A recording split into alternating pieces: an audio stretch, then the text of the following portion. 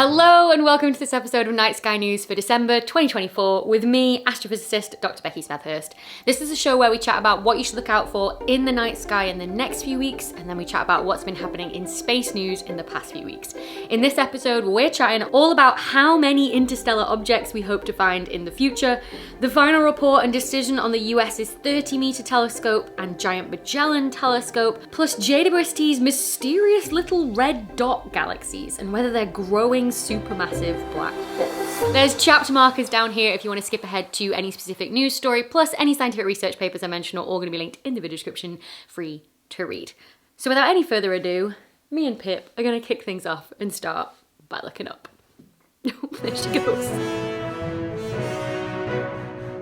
Alright, this month is great for getting out there and getting under the night sky, especially since the best of the naked eye planets are all still visible at the minute. You've got the very bright Venus along with the yellowish Saturn in the west after sunset, whereas in the east we have the very bright Jupiter along with Mars that rises a few hours after sunset. And if you're in the northern hemisphere, you don't need to stay up late to try and spot these because you can see them as soon as it's gone dark, and it's going dark so early here at the minute as we approach the solstice on the 21st of December, marking the longest night in the Northern Hemisphere and the official astronomical definition of the start of winter, or if you're in the Southern Hemisphere, it's your longest day and the official astronomical start of summer. This is all caused by the Earth's axial tilt pointing the Northern Hemisphere away from the sun at this time of year, which is what makes it colder in winter and is what gives us our seasons. It's nothing to do with the distance the Earth is from the sun in its slightly oval-shaped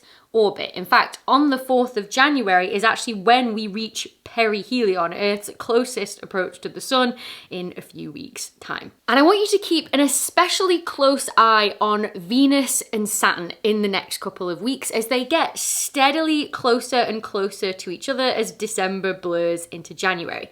They actually reach their closest approach on the 18th of January, what's known as a conjunction, where they'll be 2 degrees apart from each other on the sky, or the equivalent of sort of like a few thumbs widths held out at arm's length. If you have multiple clear nights over the next few days, it's a really nice thing to spot night after night and notice how much they've moved. There's no astronomical significance to this, it's just a really pretty thing to see in the sky, especially if you break out binoculars at their closest approach so you can see both of them in the same field of view of your binoculars. But let's not get ahead of ourselves, because before we hit January, we've got Christmas. And if you're lucky enough to have a clear sky on Christmas Eve or on the morning of Christmas Day, look out for the International Space Station passing over where you live. Because I give this warning every single year to parents of children that the International Space Station can look a lot like Father Christmas's sleigh. It's incredibly bright and it moves very fast across the sky. And I wouldn't want any kids out there to confuse the two, because the International Space Station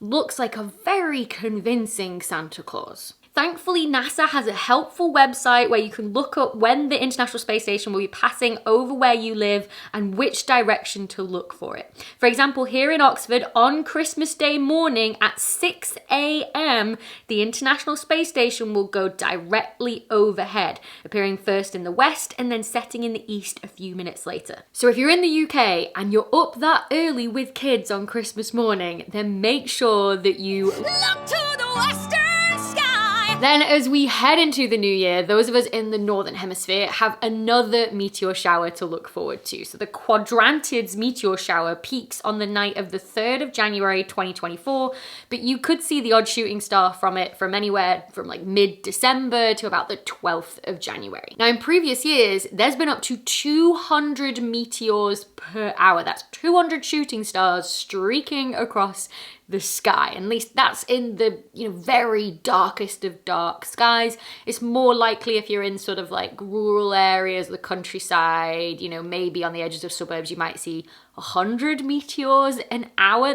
That's still like more than 1 meteor a minute. Of course, that number is once again going to drop off the more and more light pollution you have around you. The meteors will all appear to be streaking away from the handle of the plow, or the Big Dipper, hence why this isn't for anyone in the southern hemisphere. This is pretty high on the northern sky. And basically, you want to look anywhere but the plow, because the shooting stars are all going to streak away from there. So if you're looking directly at it, you're looking in the wrong direction, right? So my advice is to just wrap up warm, put some sort of blanket on the ground or on some sort of sun lounger that you might use during summer, lie down and look directly up and just enjoy the show. Thankfully, the moon is not going to interfere with this meteor shower, adding extra light pollution to the sky. The sky should be nice and dark because it's in its crescent phase and setting very early on the night of the 3rd of January. But you'll notice that the crescent moon is also pairing up with Venus low in that western sky just after sunset, so a great one for all you landscape astrophotographers to try and capture. And if you have clear skies on the 4th, the crescent moon will then have moved up closer to Saturn, so much so that those of us in Europe will actually see the moon pass in front of Saturn completely in what's known as an occultation. And again, this is not something you have to stay up late for. So those of us here in the UK, Saturn disappears behind the moon around 5:15 and it reappears again at about 6:30.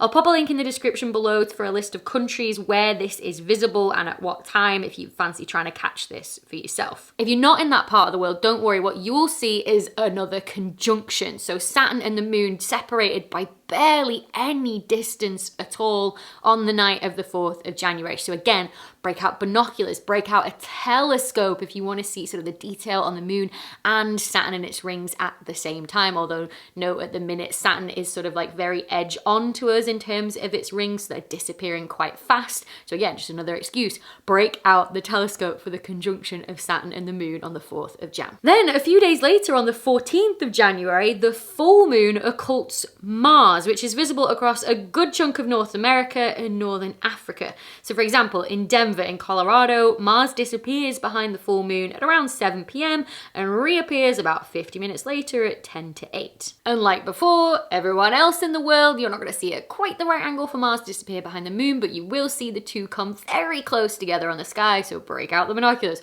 break out the telescope and see if you can spot both of them. I'm also keeping an eye on a comet that's reaching its closest approach to Earth on around about the 13th or 14th of January that could become a naked eye comet.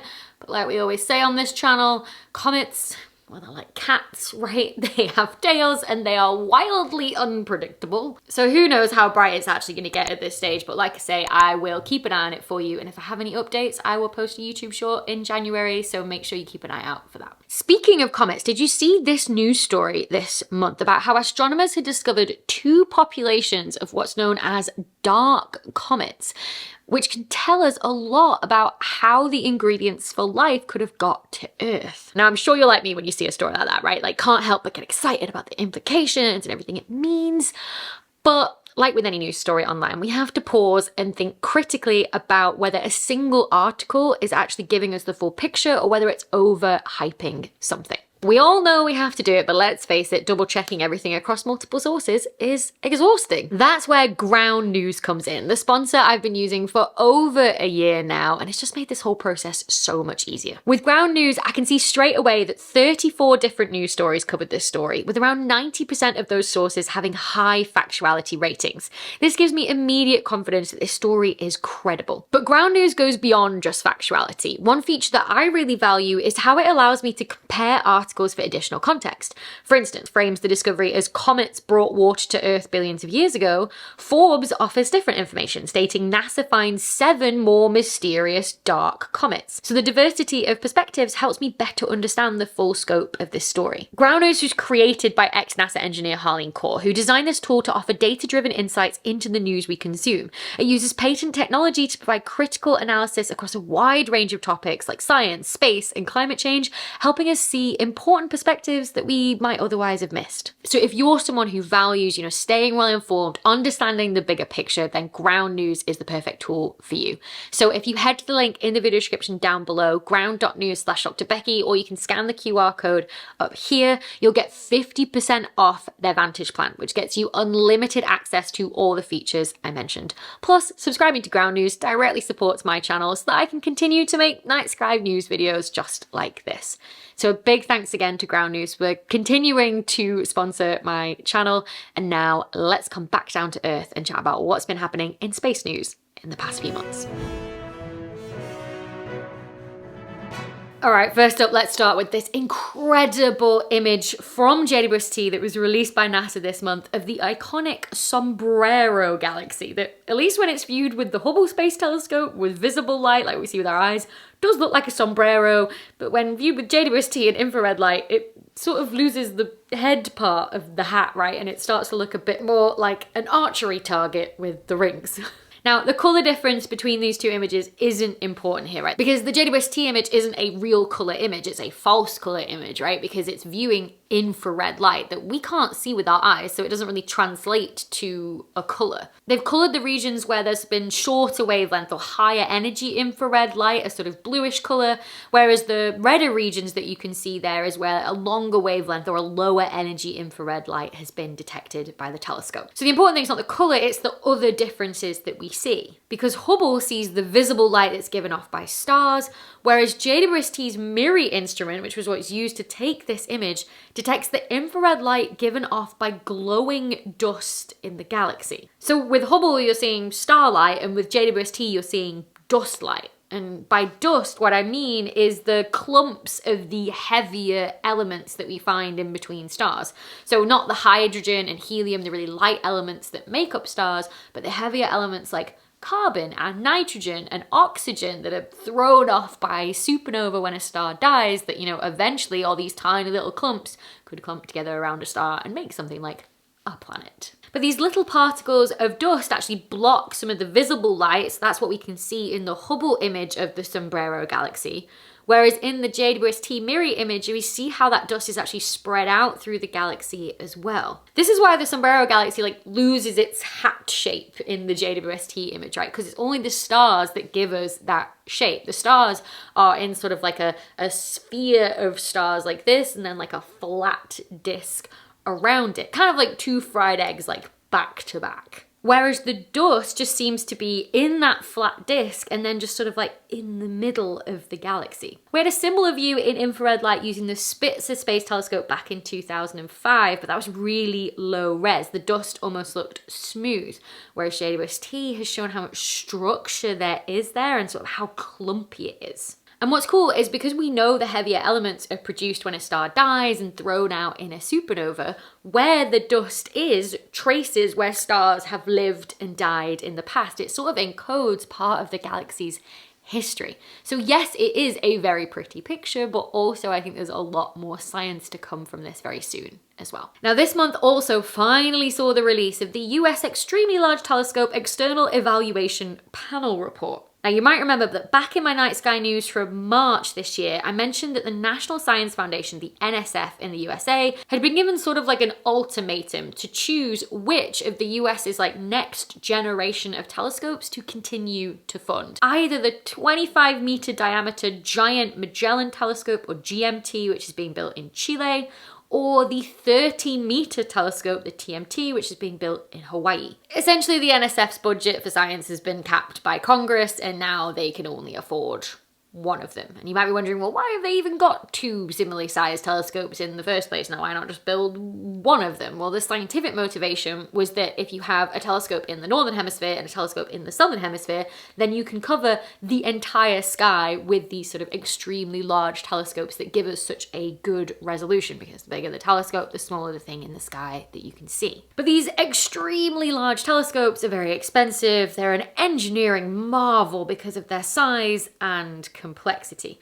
And so the report released this month went through the status of each project, how much had been spent already, and how much was needed from NSF to see the projects to completion. And if you look at the numbers, each of them needs $1.6 billion from the National Science Foundation. Now, while the report that was released this month doesn't actually make the decision itself, this report will be used by NSF to make that decision based on a few factors that the report was asked to focus on. For example, the complementary nature of the European Southern Observatory's extremely large telescope, i.e. the ELT, which is much further ahead in its construction, so much so that its first light, like the first light the telescope will detect, is set for 2028. That telescope is also based in Chile. So from a scientific perspective of having, one in the southern hemisphere and one in the northern hemisphere, then you would maybe scrap the GMT that's being built in Chile, and instead you would fund the TMT that's being built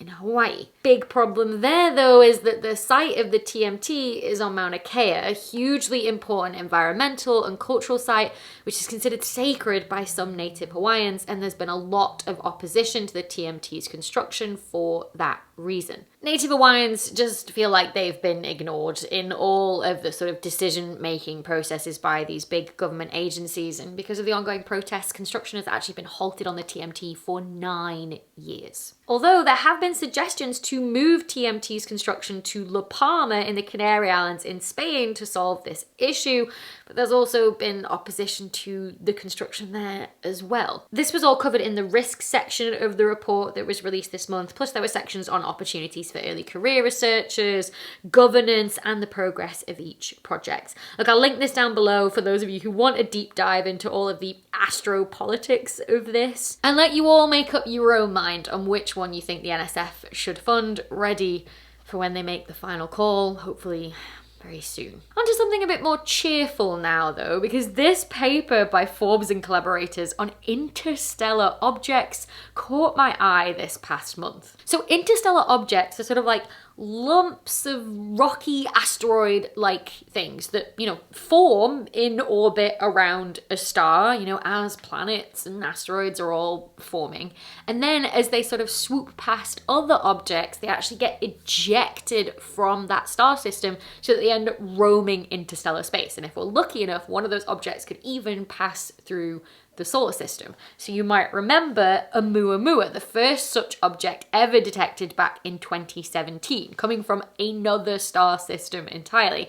And then there was Borisov back in 2019. And that's it. We know of 2 of these interstellar objects that have passed through the solar system. And okay, yes, astronomers are keeping their eye on the sky all the time for, being able to spot another one that might be passing through the solar system like any day now. But in the meantime, people are also trying to run the numbers on how many of these things we actually should expect.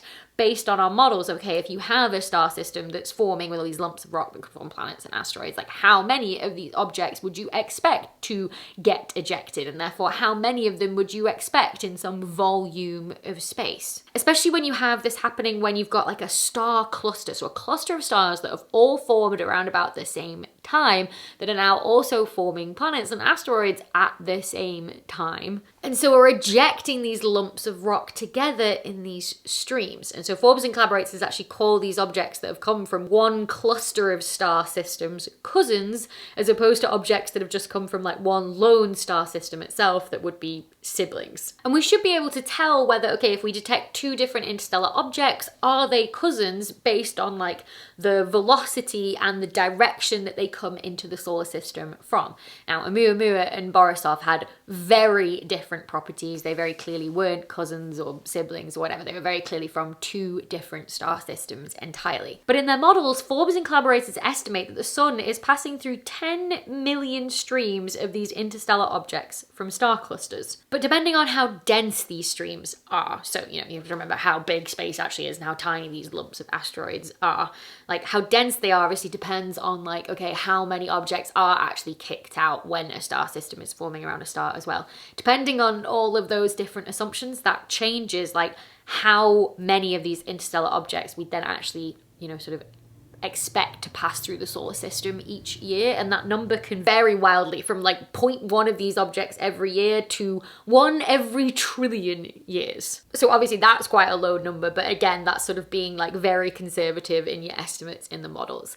It's hoped that there's going to be more 10 to 100 of these interstellar objects that we can detect over the next few decades, and then hopefully, we'll find some that have similar properties so that we can work out, are they cousins or are they siblings? And let's hope that the fact that we've observed 2 interstellar objects in the space of 2 years in the past hints at a slightly denser spread of these interstellar objects throughout the Milky Way. And of course that the Rubin telescope, which is under construction in Chile, will help us find a hell of a lot more of these things. And finally, I want to talk about 2 papers that have been released this month about the James Webb Space Telescope's Little Red Dot galaxies. One by Labbé and collaborators and one by Tripodi and collaborators. Now, despite the fact that these little red dots, or LRDs as they've become to be known, have been the talk of the astronomy community for the past year, I have somehow neglected to make a video on them. So let's change that. So the little red dots were discovered as part of the search for growing supermassive black holes in the distant universe, which we're seeing as it was billions of years ago because light takes time to travel to us, so we can observe what was the early universe like. What was it like when the universe was much younger? Specifically, when we're looking for growing black holes, we look for emission from hydrogen. That's usually all given off at a specific wavelength or energy or color of light. But if you've got hydrogen spiraling around a supermassive black hole because it's taking that material in slowly but surely and using it to grow in mass, that hydrogen is moving at huge speeds. So the emission you get from it is smeared out in a Doppler shift, stretching out the wavelength of light given out by the hydrogen orbiting the supermassive black hole that's moving away from you, and then squishing the wavelength of light given off by the hydrogen that's orbiting the black hole and moving towards you. We call these broad lines in the spectrum of a galaxy, and they are very clear indicators that there's a growing supermassive black hole at the center of a galaxy. And when people search for these broad lines in JWST spectra of galaxies, they found a whole bunch of them. But then when they looked at the images of these galaxies, they found they all had a similar look to them of a compact red dot. So because there's way more galaxies that have images in JWST and not spectra yet, people then went searching for little red dots in all of the JWST images in the hope of finding more growing supermassive black holes. But then when people went away and actually did get a spectrum of those little red dots that they found in the images, not all of them had these broad lines to say they were a growing supermassive black hole. So it's a bit of a mystery still what all of these little red dots actually are. You know, is it literally just that the dot is the light from the growing supermassive black hole that is so incredibly bright that it's swamping everything else in the galaxy, like all of the starlight, so that we don't really see it? Or is it that actually what you've got is a very, very compact galaxy that's forming loads of stars all at the same time because it is so compact, but that there's a lot of dust in that galaxy, which then blocks a lot of the bluer wavelengths of light, making them look incredibly, incredibly red? Or is it something else entirely, something that we've never seen before? To give you an example, like some people have suggested it could be like an isolated growing supermassive black hole with no galaxy around it. That would be incredibly and insanely weird, but really cool if that was the case. The problem is, to figure this out, you need to observe what's going on in the galaxy, but because they're so compact, it's hard to disentangle the light that you're getting from the stars in the galaxy from the light from this hydrogen that's spiraling around the supermassive black hole. So these two papers that were released this month focus on this problem. Tripodi and collaborators studied the growing supermassive black hole itself in one of the little red dots, and Labbé and collaborators tried to study the galaxy behind the light from the growing supermassive black hole in a different little red dot. So let's start with Tripodi and collaborators' work first. They measured a black hole mass using the broad line in the spectrum, which traces how fast the hydrogen is moving. So if you know how fast it's moving, you can work out, okay, how big is the thing that it's moving around. And they calculated a black hole mass of 10 million times heavier than the sun in this little red dot that we're seeing when the universe was only 580 million years old. That is huge. A black hole should not have been able to grow that big in that short space of a time, because there is sort of like a limit on how fast black holes can grow, because you've got that hydrogen that's glowing because it's superheated, because it's moving so fast. The light pushing outwards on material coming in to grow the black hole, it actually exerts like a pressure, what we call radiation pressure, that pushes away, you know, material that the black hole could use to grow. So that sort of regulates how fast they can grow. That's what this line in this graph means. The one that's labeled lambda ed equals 1. It's the limit on how fast the black hole can grow. And if you follow that back in time, which is what's shown on the x-axis, it means that black holes in the early universe need to have formed by directly collapsing from clouds of gas, skipping, making stars and going supernova and making a much smaller black hole, like not a supermassive one, you know, like something like 10 times the mass of the sun instead, which is one of the only ways that we've observed black holes forming. So either there's another way to make black holes that we've never observed, this direct collapse, or black holes need to be able to grow much faster at a faster rate than we thought was necessarily possible given the maths when we work it out.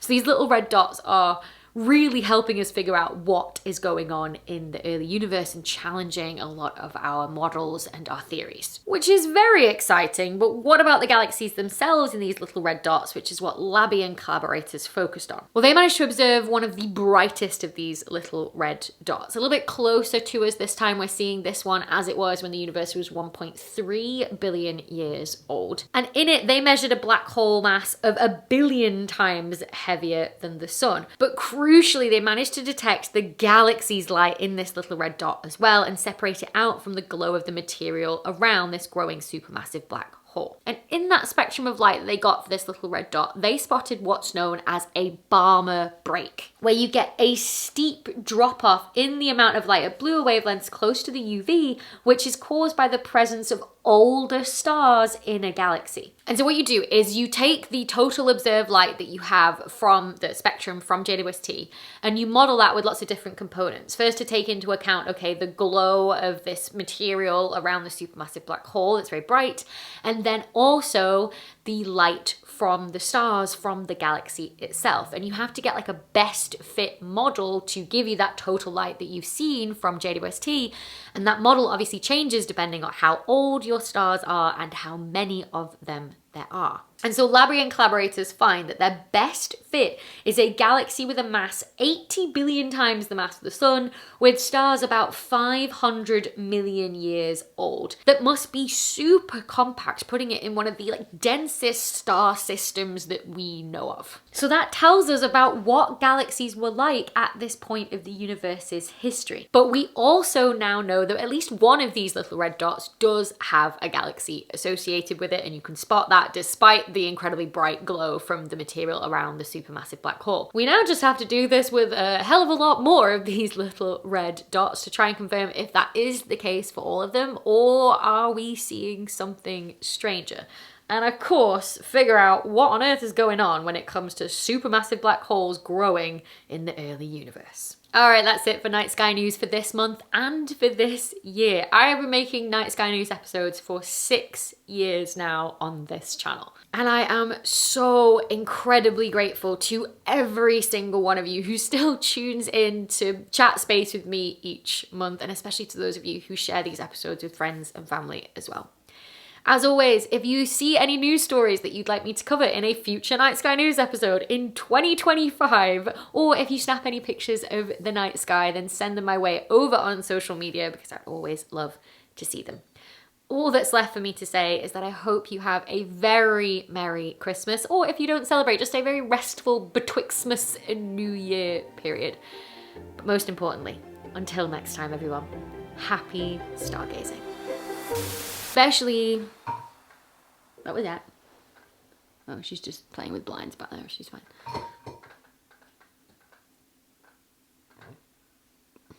Maybe she's not fine. Looking up at the night sky, especially since the best of the naked pies are visible, the naked eye planets. Dark, very, oh, there's the doorbell. Christmas Day presents. Should we do a last minute pip cam so you can all see her? I think we shouldn't. There she is. Oh, let me get this flat first. There she is. Nope.